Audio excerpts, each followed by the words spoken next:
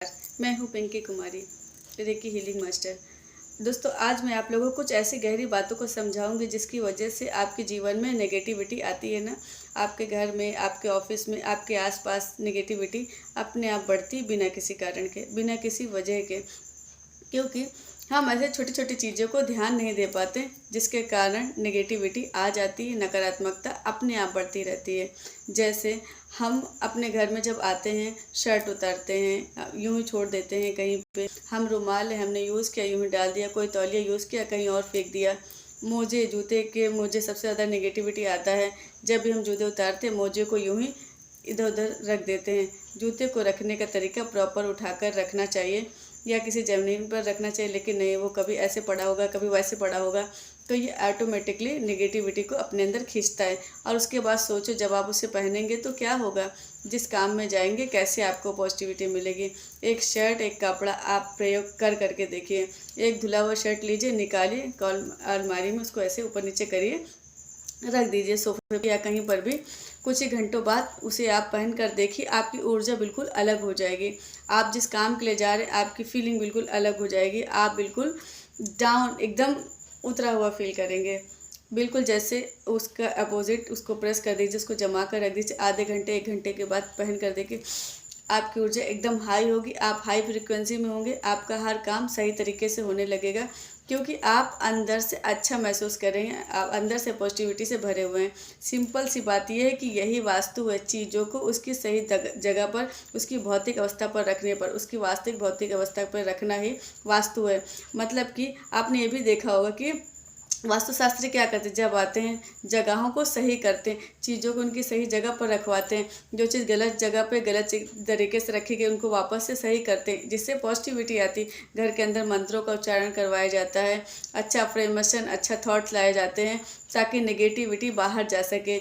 तो जब भी आप किसी चीज़ को व्यवस्थित करेंगे, चाहे फिर आपके थॉट्स हों, चाहे वो आपके कपड़े हों, चाहे आपके रहन सहन हो, चाहे आपका खाना हो, चाहे आपके जूठे बर्तन हो, चाहे आपका किचन हो, पॉजिटिविटी अपने आप अट्रैक्ट होने लग जाएगी। और इसके अपोजिट अगर सबको हम अस्त व्यस्त रखेंगे तो नेगेटिविटी अपने आप अट्रैक्ट होने लग जाएगी। घर में जाले, छत पे जाले लगे हुए हैं, कॉर्नर में धूल जमा हुआ है, ये सब सारी चीज़ें नकारात्मक ऊर्जा को आकर्षित करती, तो इससे ज़रूर बचें। एक और बात, जब भी आपका मन भारी होता है तो आप मंदिर जाते हैं, तो आपको अच्छा क्यों लगता है, आपको आराम क्यों लगता है? क्योंकि मंदिर का वास्तु ही कुछ ऐसा होता है। आप अपने घर पर देखिए, क्या होता है, 4 दीवारें होती और छत होता है। तो छत का जो भौतिक पैमाना है वो कुछ ऐसा है कि उसकी ग्रेविटिविटी आपके सर पर पूरी तरह से हावी है। मतलब दीवार निकल जाए तो छत तो सीधा नीचे ही गिरेगा ना, तो वो ग्रेविटी उसको नीचे की तरफ खींच रही है। छत की ग्रेविटी और आपकी ज़मीन की ग्रेविटी, छत के बीच और जमीन की ग्रेविटी के बीच में आप हो, तो प्रेशर हमेशा आपके सर पर पड़ रहा होता है। इसलिए जब भी आप मंदिर जाते हो तो वहाँ कैसा होता है, पिरामिड शेप का, छत नहीं होता है। मंदिर या मस्जिद, गुरुद्वारे, हर जगह आप देखेंगे उसको इस तरह से बनाया जाता है कि ये ग्रेविटी जो इस तरह से घूम घूम के आपस में ही डाइवर्ट हो जाती, तो आपके सर पे सीधा प्रेशर नहीं पड़ता, इसलिए आपको तुरंत शांति मिलती, तुरंत आपको ध्यान लगाने में आसानी होती है।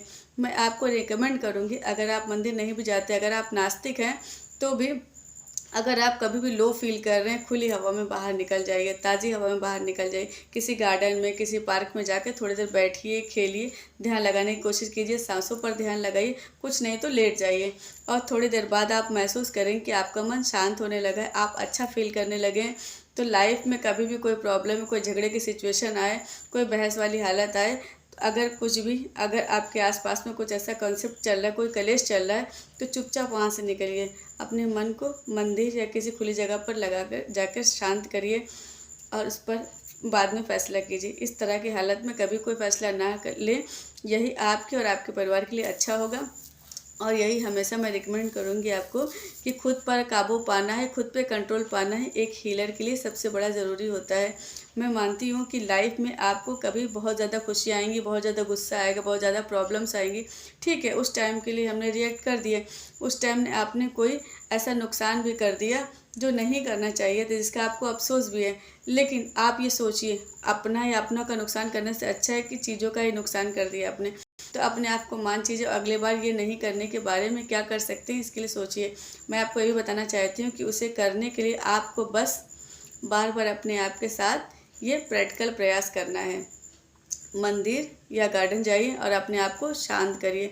दूसरा, घर में जितने भी कपड़े हैं, जूते हैं, बर्तन हैं, उन्हें व्यवस्थित तरीके से रखिए।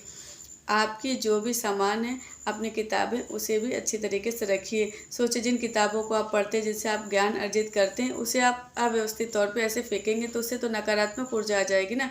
वो कैसे आपको हीलिंग देगा, कैसे आपको सकारात्मक बना कर रखेगा। तो आगे से आपको यह ध्यान रखना होगा। आशा करती हूँ कि आपको ये वीडियो अच्छा लगा होगा। आने वाले वीडियो पे और कुछ हीलिंग के बारे में नई बातों को सीखेंगे, समझेंगे और जानेंगे। तब तक के लिए नमस्कार।